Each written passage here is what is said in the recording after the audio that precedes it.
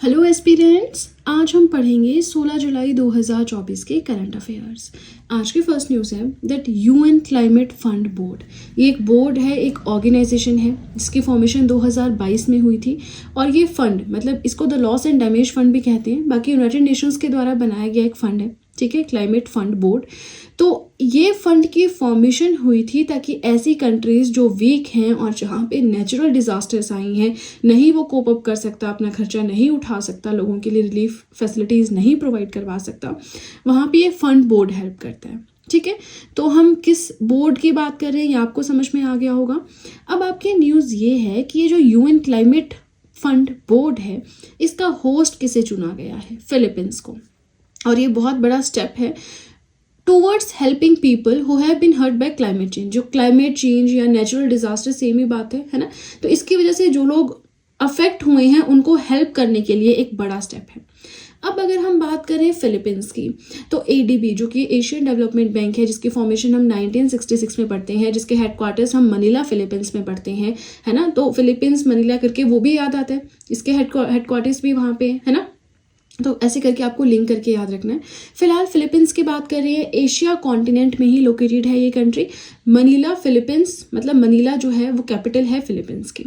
अब एक बार मैप पे देखें कि कहाँ पे लोकेटेड है ना। तो यहाँ पे पूरा मैप तो मैं नहीं ड्रॉ कर सकती, बट बिल्कुल रफ सा एक आइडिया सा मैंने आपको बताया। जैसे ये हमारा एशिया मेन लैंड है, मतलब जहाँ पे चाइना, मंगोलिया, इंडिया, बांग्लादेश, ये सारी कंट्रीज आती हैं, एशिया का मेन लैंड। इसी के साथ हमारा फिर बहुत सारे आइलैंड नेशंस हैं, वो भी एशिया के टेरिटरी के अंडर आते हैं। तो ये जो एशिया मेन लैंड है, इसके इस साइड को फिलीपींस लोकेटेड है, आइलैंड नेशन है, ग्रुप ऑफ आइलैंड्स है। ठीक है, चलिए, आई होप आपको समझ में आ गया। न्यूज़ आपकी ये है that UN climate fund board, that is the loss and damage fund, इसको होस्ट करेगा फिलीपींस। ठीक है, आगे चलिए सेकेंड न्यूज़ हम अपना देखें तो आईटी सक्षम युवा स्कीम, इस स्कीम को अप्रूवल मिला है हरियाणा गवर्नमेंट के द्वारा। मेन एम क्या है इस स्कीम का? To give employment to minimum 60,000 young individuals from poor families. Haryana में जो गरीब परिवारों के 60,000 यूथ है ना, उनको जॉब्स प्रोवाइड करवाना इस स्कीम का मेन एम है। थर्ड न्यूज़ हम देखें तो world's first all weather indoor cricket stadium. अच्छा, बहुत बहुत ज़्यादा इंपॉर्टेंट पॉइंट है ये। ठीक है, सो दुनिया का पहला ऐसा इंडोर, मतलब बंद है, इंडोर एंड आउटडोर गेम्स आप समझते हैं। इंडोर माने जो स्टेडियम जो अंदर होती हैं, है ना, जो मतलब बिल्डिंग के अंदर होती हैं। आउटडोर माने जैसे आपका फुटबॉल है जो खुले ग्राउंड में होगा, है ना। तो इंडोर क्रिकेट स्टेडियम पूरा बंद होगा, ऑल वेदर, चाहे बाहर बारिश हो रही है, अंदर कुछ फर्क नहीं पड़ने वाला स्टेडियम पे। इस तरह का स्टेडियम बनाया जाएगा ऑस्ट्रेलिया के तस्मानिया में। और इस क्रिकेट स्टेडियम का नाम क्या होगा? Macquarie point stadium. Seating capacity होगी 23,000 लोगों की। और इस स्टेडियम की स्पेशलिटी क्या है कि इसका जो छत होगा, रूफ होगा, वो ट्रांसपेरेंट होगा, जिसकी वजह से अगर धूप आ रही है तो लाइट, वो सनलाइट अंदर तक आएगी। बारिश हो रही है तो वो अंदर नहीं आएगी, क्योंकि छत है भाई, ट्रांसपेरेंट है, तो बारिश, मौसम, बाहर के मौसम का फर्क नहीं पड़ेगा। ठीक है, चलिए, इसी के साथ फर्स्ट पेज हो गया कंप्लीट। वीडियो पसंद आ रही हो लाइक ज़रूर कीजिएगा। इसी के साथ देखिए, आप सब चाहें तो मुझे इंस्टाग्राम पे फॉलो कर सकते हैं, आप सब चाहें तो मुझे टेलीग्राम अकाउंट पे ज्वाइन कर सकते हैं। इन दोनों चीज़ों का लिंक मैंने डिस्क्रिप्शन बॉक्स में दे रखा है। तो चलिए, अब सीधे चलते हैं अपने सेकेंड पेज की ओर। आज का फोर्थ पॉइंट है that shotgun junior world cup कहाँ पे हुआ? इटली में। यहाँ पे ब्रॉन्ज मेडल किसने जीता है? सबीरा हैरिस ने। ये है इंडियन, ठीक है, इसलिए हम पढ़ रहे हैं। बाकी गोल्ड सेम इवेंट में किसने जीता है? कैरी गैरिसन, जो कि यूएसए से है, राइट। फिफ्थ पॉइंट अपना देखें, SDG sustainable development goal India index 2023-24 release किया गया है। NITI Aayog, national institution for transforming India, planning commission खत्म हुआ, फिर नीति आयोग आया, है ना। ये जो कंसेप्ट है प्लानिंग कमीशन का, नीति आयोग का, ये पॉलिटी के अंडर भी आ जाता है, इकोनॉमिक्स के अंडर भी आ जाता है, दोनों के अंडर मैंने पढ़ाया है।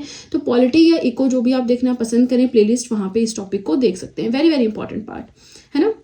तो न्यूज़ क्या है कि एसडीजी इंडिया इंडेक्स जो है रिसेंटली रिलीज किया गया है नीति आयोग के द्वारा। यहाँ पे इंडिया की ओवरऑल एसडीजी स्कोर की अगर हम बात करें तो 2023-24 में वो इम्प्रूव हुआ है, 71 तक पहुंच गया है, पिछले साल कम था। अब इम्प्रूवमेंट जो इम्प्रूवमेंट हुई है इस इंडेक्स में, वो हुई है पॉवर्टी रिडक्शन।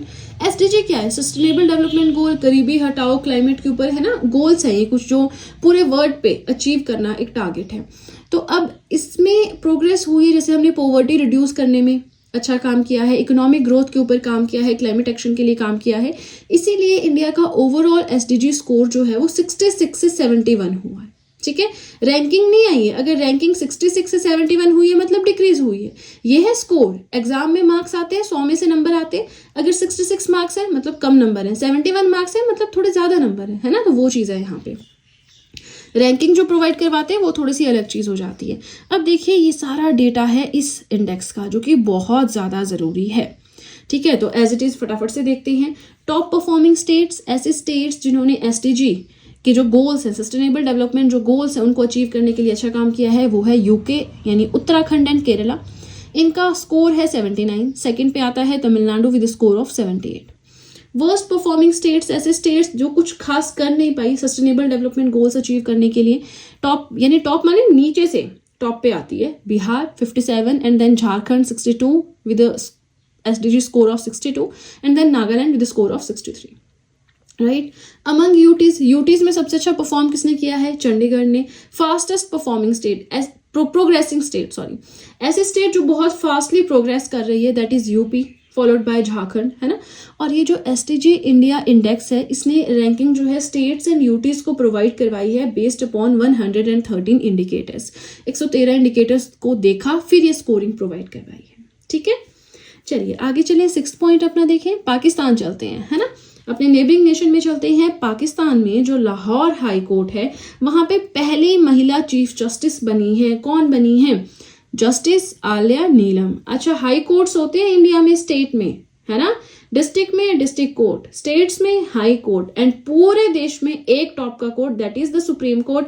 अगर आप सुप्रीम कोर्ट के डिसीजन से खुश नहीं हो तो उससे आगे आप कहीं अपील नहीं कर सकते। अगर आप पहले डिस्ट्रिक्ट कोर्ट में जाते हो, आप उनके जजमेंट से नहीं खुश हो, आप हाई कोर्ट में जा सकते हो। हाई कोर्ट के जजमेंट से नहीं खुश हो, आप सुप्रीम कोर्ट जा सकते हो। लेकिन सुप्रीम कोर्ट की जजमेंट माना जाता है कि मोस्ट सेटिस्फैक्टरी होती है, क्योंकि वो टॉप का एपेक्स जुडिशियल बॉडी है हमारी। ठीक है, चलिए इसी के साथ सेकंड पेज भी हो गया कंप्लीट। अगेन वीडियो पसंद आ रही हो लाइक जरूर कीजिएगा। कोई भी डाउट हो कमेंट सेक्शन में पूछ सकते हैं। वीडियो पसंद आ रही हो लाइक जरूर कीजिएगा। इसी के साथ देखिए, आप सब चाहें तो जीएस हैंड रिटन नोट्स भी परचेज कर सकते हैं, जिसमें history, polity, geography, economics, current affairs, art and culture, इन सभी सब्जेक्ट्स के नोट्स आपको मिल जाएंगे। नोट्स परचेज करने का लिंक मैंने डिस्क्रिप्शन बॉक्स में दे रखा है। तो चलिए अब सीधे चलते हैं अपने थर्ड और अपने लास्ट पेज की ओर। आज का 7th पॉइंट है that state government that will provide bus pass facility to students for 150 kilometres. 150 kilometres के एरिया में जो स्टूडेंट्स आते हैं उनको बस पास फैसिलिटी प्रोवाइड करवाएगी। ऐसी कौन सी स्टेट गवर्नमेंट ने डिसीजन लिया है? हरियाणा गवर्नमेंट ने। पहले जो लिमिट थी 60 किलोमीटर की थी कि कोई स्टूडेंट अगर 60 किलोमीटर तक ट्रैवल कर रहा है, स्कूल अगर उसका 60 किलोमीटर के दायरे में आता है तो उसे बस पास मिलेगा। लेकिन अब 150 किलोमीटर्स ये डिस्टेंस बढ़ा के कर दिया गया है। अब आपके लिए क्वेश्चन है, हरियाणा के कैपिटल, सीएम एंड गवर्नर कौन है? बहुत सिंपल है, एटलीस्ट कैपिटल तो आपको पता ही होनी चाहिए। आज भी हमने उस कैपिटल का जिक्र किया है ना। बाकी सीएम एंड गवर्नर मुझे फटाफट से कमेंट सेक्शन में बताएं, इसी से पता चलेगा आप लोग कितने ज्यादा इन्वॉल्व हैं वीडियो देखने में, है ना। वीडियो नहीं अपलोड करूं तो बहुत सारे इश्यूज हो जाते हैं कि मैम वीडियो नहीं आई टाइमली। अब देखिए कुछ इशू मेरी तरफ से रहता है ना। चलिए मैं कोशिश करूंगी ये चीज आगे से ना हो। नेक्स्ट पॉइंट अपना देखिए that chairman and MD of Indian energy exchange IEX के कौन बने हैं? सत्यनारायण गोयल। इसके अलावा इन पर्सन के बारे में या इस एक्सचेंज के बारे में जानना इज नॉट सो इम्पोर्टेंट। ठीक है, स्किप कर सकते हैं आप। 9th पॉइंट हमारा आता है that 5th member in Colombo security conclave. एक कॉन्क्लेव है, एक ग्रुपिंग है। ठीक है, तो ये जो कोलंबो सिक्योरिटी कॉन्क्लेव है, इसका 5वां मेंबर रिसेंटली कौन बना है? बांग्लादेश बना है।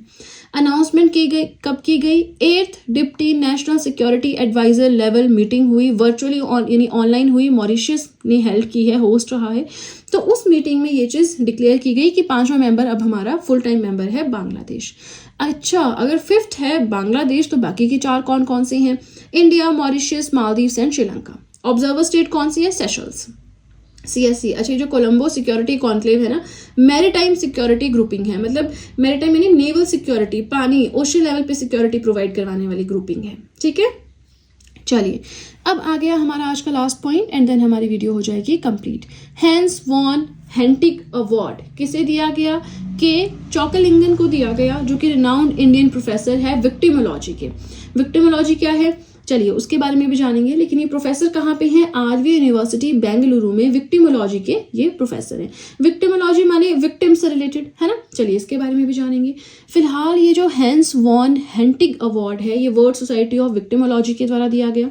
विक्टिमोलॉजी क्या होती है? Scientific study of victims of crimes and सब डिसिप्लिन ऑफ क्रिमिनोलॉजी। क्रिमिनोलॉजी का एक सब डिसिप्लिन है, जैसे साइंस के डिसिप्लिन होते हैं ना, आगे फिजिक्स, केमिस्ट्री, बायो, फिर बायो के भी आगे आ जाते हैं आपके ये बॉटनी है, जूलॉजी है ना, बड़े सारे।